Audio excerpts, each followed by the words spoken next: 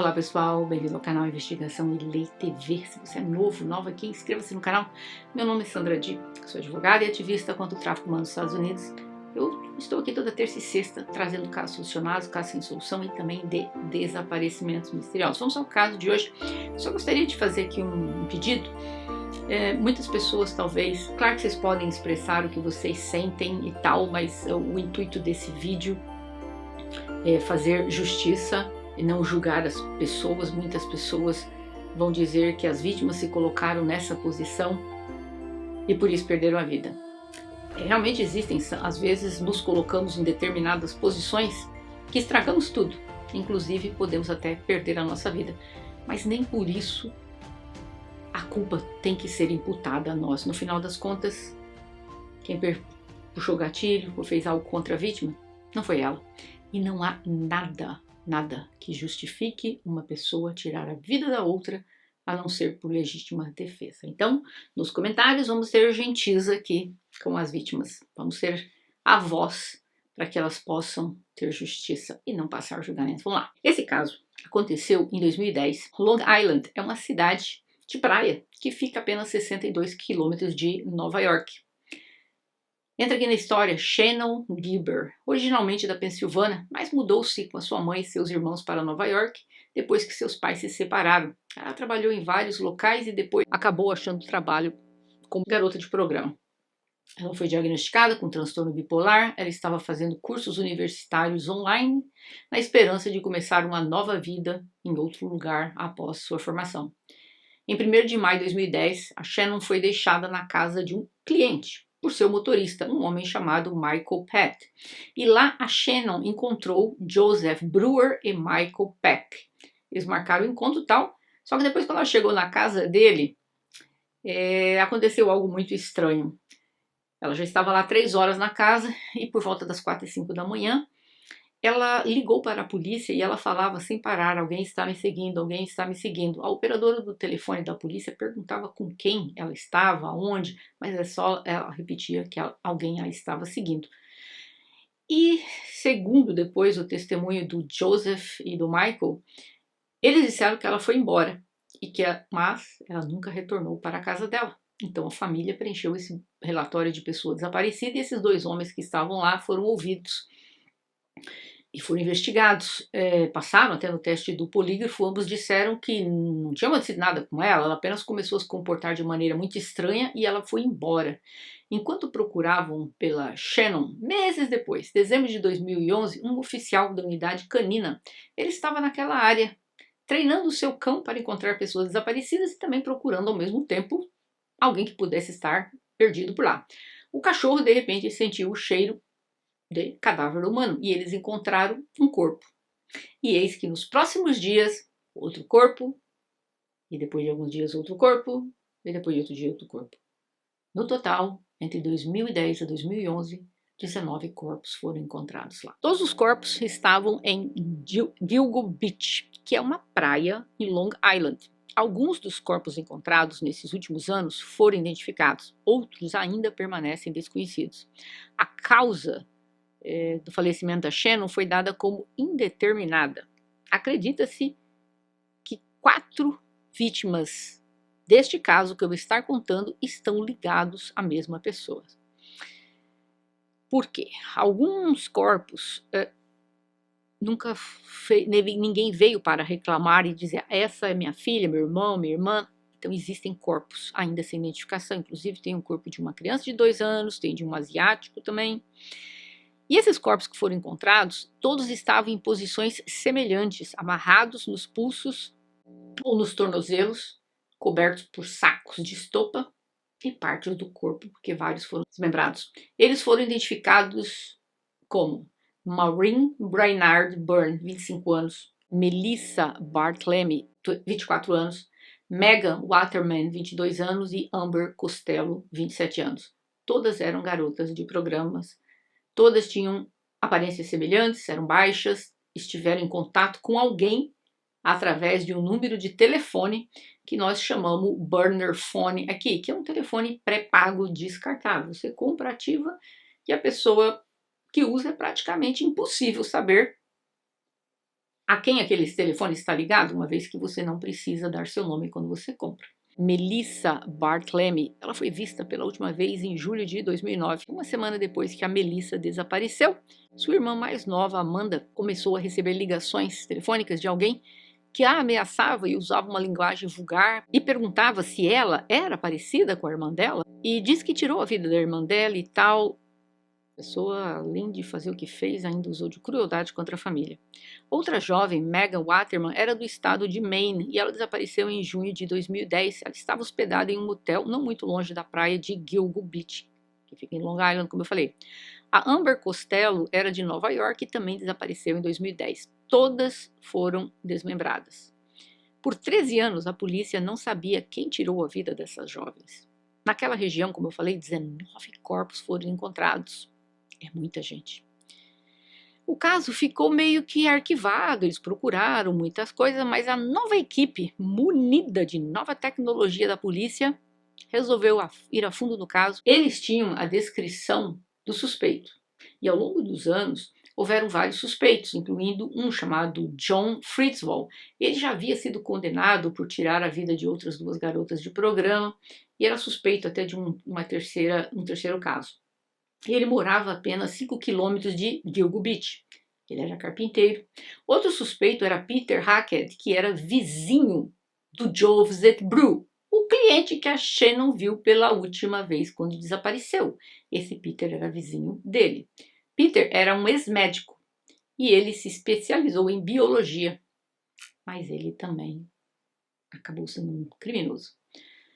A mãe da Shannon disse que o tal Peter ligava para ela o tempo todo. O Peter disse que nunca telefonou para a mãe da Shannon. Alguns dos pertences da Shannon foram encontrados ao lado de fora da casa do Peter. Mantenho essa informação. Havia outro suspeito, James Burke, o chefe da polícia, isso mesmo, um dos suspeitos listados na época. Aparentemente ele era muito violento com garotas de programa, então haviam vários suspeitos. Então criou-se um perfil de quem seria este serial killer misterioso.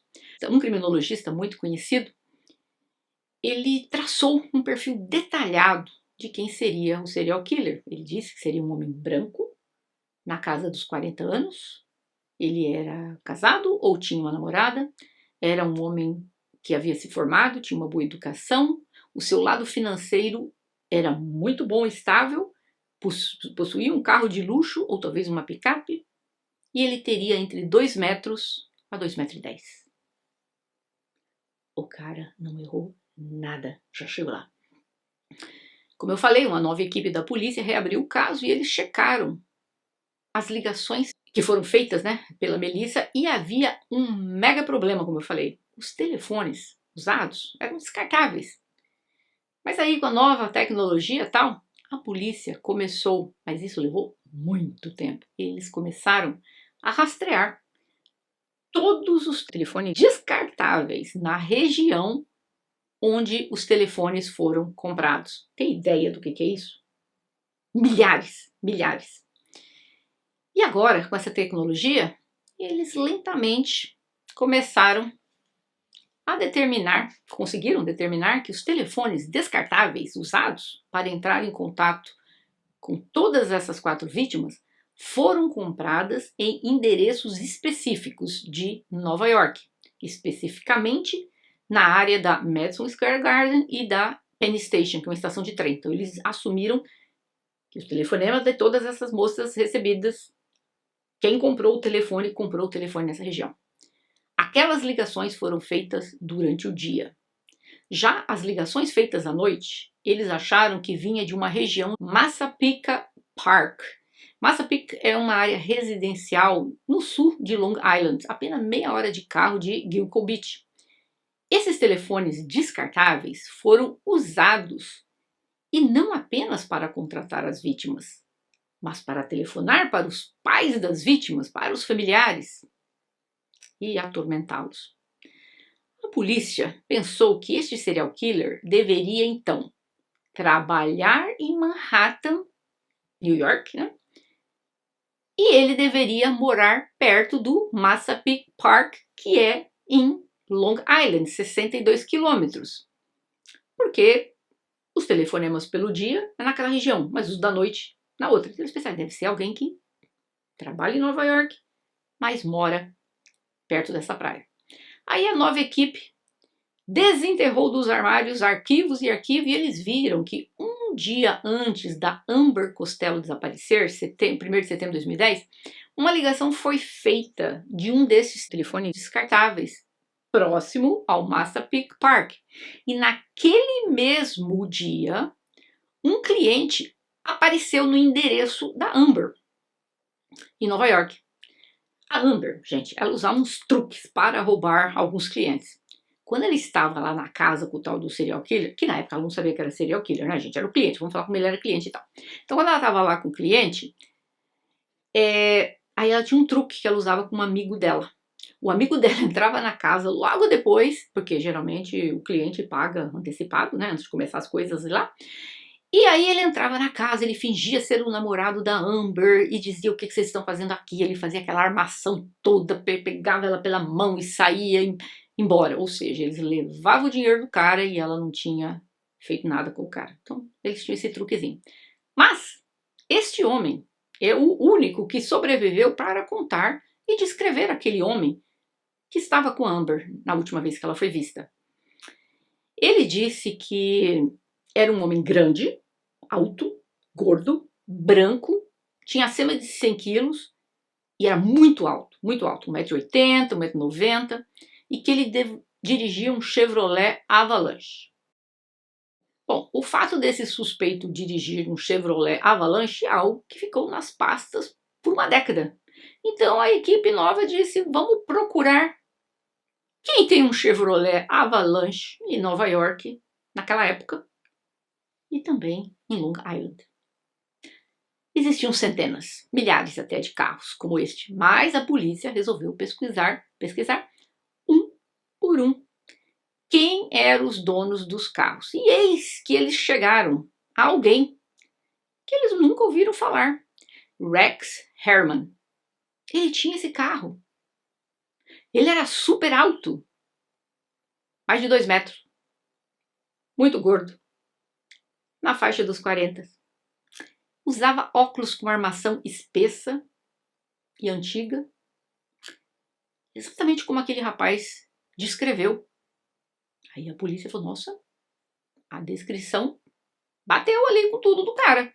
E o cara tem um Chevrolet Avalanche. Ele trabalha em Nova York e ele mora em Long Island, como a polícia pensou. De manhã, os telefonemas em Nova York e à noite em Long Island. Quem é esse homem, gente? Alex. É um arquiteto rico, conhecidíssimo em Nova York. Isso mesmo. Casado, tem 2 filhos. Ele é tão conceituado como arquiteto que ele trabalhou com construções de prédios tais como a Nike, a companhia aerolínea American Airlines, grandes lojas de departamento como a Target, Foot Locker. Mega. O cara tinha que ser famoso e ele era. E ele morava apenas meia hora da praia de Gilcol Beach. Aí a polícia pensou, gente, isso não pode ser coincidência. E descobriram que ele tinha uma quedinha para sair com garotas de programa. Eles vasculharam a vida do cara inteiro. Apesar de ele ser casado, ele tinha a conta do Tinder. Aí o cara tirando selfie para mandar para as moças do Tinder. Claro que ele usava um nome falso, né? O Tinder é um site de relacionamento. Na época dos crimes foi encontrado fios de cabelos crespos que estavam grudados nas fitas adesivas que foram usadas para prender algumas das vítimas. Mas naquela época, 2010, eles ainda não tinham uma técnica ainda para obter informação através de cabelos, para obter o DNA. Então o que fizeram os investigadores? Foram no lixo da casa do Rex e acharam uma caixa de pizza vazia. Eles pegaram a caixa de pizza, mandaram para análise. Eis que descobriram que os cabelos na cena do crime vieram da cabeça da esposa do Rex. Então a polícia pensou, só pode ser ele o serial killer. Ele morava com a esposa e, de alguma forma, os cabelos dela foram parar nas fitas adesivas que ele usou. Com certeza essa fita devia estar lá na casa e algum cabelo acabou caindo nessa fita, quase não dá nem para ver a cor, e acabou sendo essas vítimas amarradas e tinha o cabelo dela. Então o Rex foi preso em 13 de julho de 2023, quando ele estava saindo do seu escritório. Olha a altura do homem, ele tem mais de 2 metros. Ele deve ter uns 2,8 metros. E olha que a pessoa, o criminalista que fez o profile dele, a descrição dele, disse que era um homem que tinha entre 2 metros e 2,10 metros. Acertou. A polícia começou uma perícia na casa dele, gente, tão intensa, levaram escavadeira, perito, derrubaram a parede da casa dele, acharam no computador dele que ele andava fazendo buscas para rastrear um dos filhos de uma das supostas vítimas. Então ele continuava atormentando o povo ainda. Mas antes da prisão dele, voltando aqui um pouquinho, a polícia levou, gente, muito tempo checando por onde aqueles telefones descartáveis foram usados. Então eles resolveram fazer o quê? Comparar o telefone em nome dele, do Rex. E eles viram uma coincidência, que 2 telefones descartáveis fizeram a mesma rota que o celular dele, quando ele foi praticar os crimes. Ou seja, ele levou o celular dele junto, né, com os telefones descartáveis. E com a nova tecnologia, eles conseguiram descobrir que aqueles telefones, os descartáveis e o dele, fizeram a mesma rota, segundo por segundo, minuto por minuto. E também encontraram embaixo das unhas de uma das vítimas o DNA dele. Como eu falei, ele morava em 25, 30 minutos de Gilgo Beach. Agora, o que está chocando todos, até para mim, é que esse homem ganha mais de R$1 milhão por ano. E ele morava numa casa caindo aos pedaços, como vocês podem ver. Gente, as casas da vizinhança dele são casas de pessoas de nível financeiro bom. Casas acima de R$1 milhão para cima. É classe média alta, nem média. Ele, como arquiteto, conhecido em Manhattan, tranquilamente, o salário dele devia chegar a R$1,5 milhão, se não bobear uns R$2 milhões por ano. E minha pergunta, como é que ele morava naquela casa, caindo os pedaços, e o cara era um arquiteto? O que ele fez com o dinheiro que ele ganhou até o dia da prisão dele? Os investigadores confirmaram, como eu falei, que foi encontrado embaixo da unha das vítimas o DNA, então mais do que nunca. E eles falaram, esse cara. E aí, revirando a casa dele, né? Encontraram lá na casa dele, nos computadores, que ele era fascinado por crimes que ocorreram em Long Island. E uma jovem que o conheceu, parece que ela trabalhou brevemente com ele, ela disse que ele várias vezes começou a puxar assunto com ela. Oh, você já ouviu falar daqueles crimes de 2010, da Gilgo Beach? Ela disse, claro, todos nós sabemos. Ele disse, pois é, aqueles corpos bem pertinho da minha casa nunca foram encontrados. Só que ela começou a achar estranho que esse cara, não tinha uma vez que ele não havia, que ele não tocava nesse assunto. Ela falou que ela começou a se sentir tão desconfortável com ele, que é claro que ela não sabia que ele era um serial killer, mas ela resolveu cortá-lo.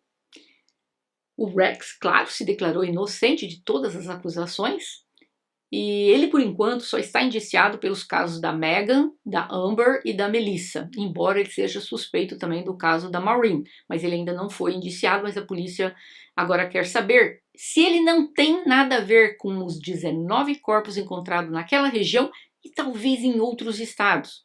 Essas 4 jovens perderam a vida justamente quando a esposa dele estava fora da cidade. Já confirmaram isso. Então presume-se que ele levou essas jovens para a casa dele, tirou a vida dela, desmembrou e as jogou na praia de Gilgo, que não fica longe da casa dele. Foram apreendidas na casa dele 300 armas. Gente, isso mesmo. Eu acho que nunca houve uma apreensão na casa de ninguém dessa forma. 300 armas. Sendo que metade delas não tem licença. Para que alguém precisa de 300 armas? Essas moças não tinham ferimento à bala. Eu tô achando que esse homem, esse bobear, deve ter eliminado mais de 100, 200 pessoas nesses anos todos e nós vamos chegar lá ainda. A polícia investigará agora sobre 4 garotas que perderam a vida, né? Tiraram a vida delas, garotas de programa, em Atlantic City, que é no estado de New Jersey, também em Las Vegas e também na Carolina do Sul. Ele possui propriedades nestes locais. Para quê? A gente não tem muitos detalhes. Agora vamos começar a procurar nesses estados aí que eu falei. New Jersey, Las Vegas, Carolina do Sul. Talvez tenham várias pessoas nesses estados que ele também fez a mesma coisa. É tudo muito novinho, a mulher dele acabou de fazer o pedido de divórcio dela, eu não posso nem imaginar a vergonha. Me chama a atenção uma coisa, ela tendo um marido, que é um arquiteto, conhecido em Manhattan, ela nunca questionou o cara porque eles moraram naquela casa caindo aos pedaços? Achei meio estranho. Bom, eu não sei a idade dos filhos dele, mas ele tem por volta de 57 a 59 anos, então os filhos dele devem ser adultos, mas ninguém publicou o nome dos filhos dele nem nada. Assim que sair alguma coisa dele, vai demorar muito aqui para ele ser julgado, mas tá certo, foi ele. Mas eu não acredito que ele ficou nesses 4 crimes, não. Eu acredito que daquelas 19 vítimas, se bobear, ele eliminou umas 15. E você pode ver, vão achar mais coisas. Esse cara deve ter eliminado muita gente em vários estados por esse país afora. E eu venho trazer depois para vocês o que vai dar aqui no caso dele. Enquanto eu estava pesquisando esse caso, eu fui ler comentários de pessoas que começaram a dizer: eu estive em locais que me colocaram em risco e eu não sabia. E eu achei tão interessante alguns casos, brevemente, não tem nome nem nada, tem nome, mas eu não vou estar citando aqui, pessoas assim. Um rapaz dizendo: a minha amiga foi numa festa, foi num bar, ela saiu do bar, ela estava tão bêbada, que quando ela chegou no condomínio dela, ela meio que se perdeu. Aí o segurança do condomínio disse para ela: não, eu te levo até seu apartamento. E levou. Ela disse obrigada, fechou a porta e saiu. Meia hora depois, bateu na porta. Ela não abriu, é ele, era o cara.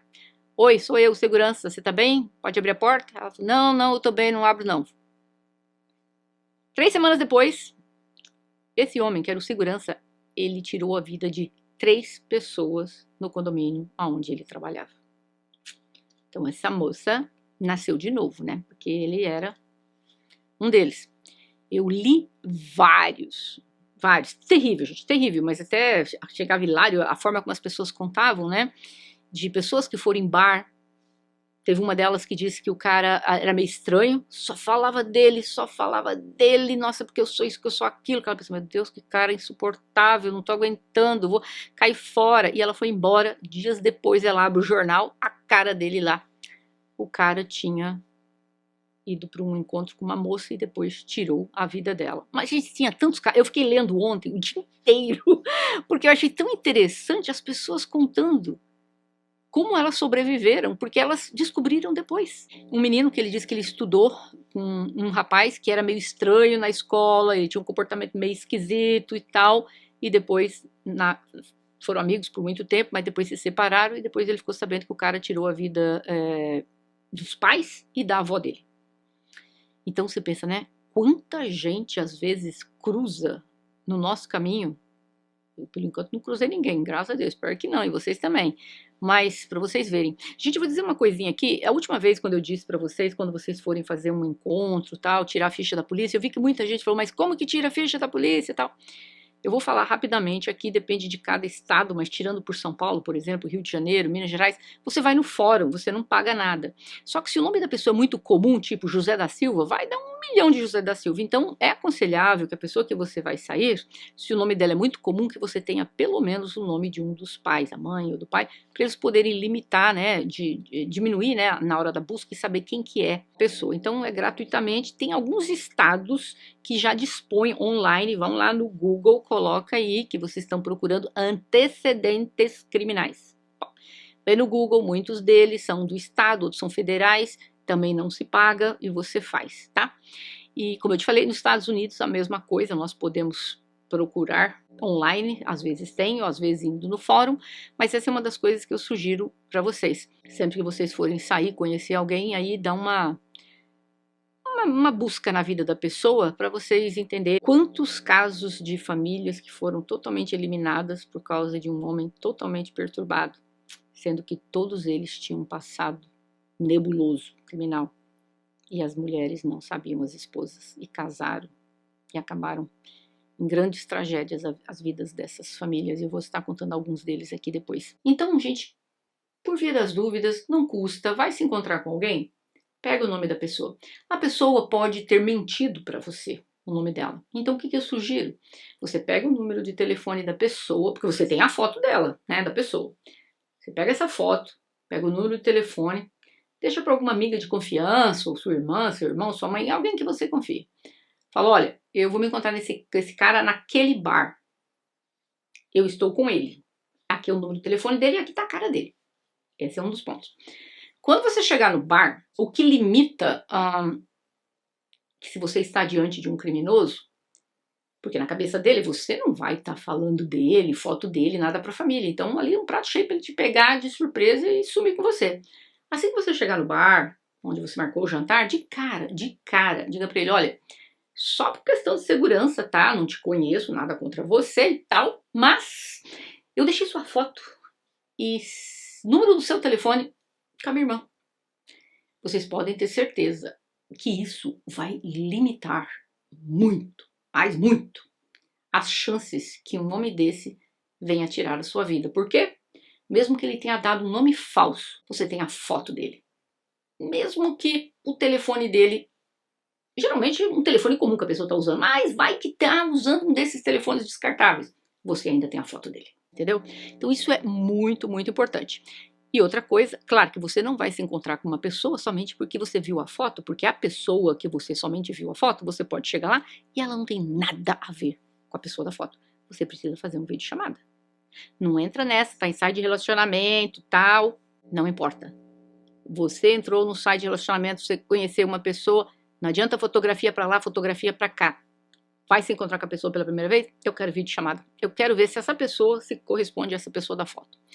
E eu vou te dizer uma coisa, aí se você vai pensar, nossa, mas eu vou me encontrar com um cara, eu vou de cara dizer para ele que deixei o nome dele e a foto? Sim, se ele for uma pessoa do bem, ele não vai se importar, porque provavelmente ele tem mãe, talvez tem irmã, talvez tem sobrinhas, e ele não vai achar que isso é nada anormal. Agora, se o cara já se esquentou no primeiro minuto, minha filha, pegue sua bolsinha e vai embora, porque esse aí é um potencial de uma pessoa que pode vir a fazer mal para você. Um homem do bem vai entender e dizer, não tem problema nenhum, tranquilo.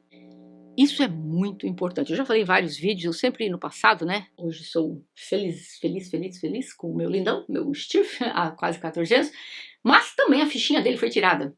E no passado, outras pessoas também tirei a ficha de todo mundo.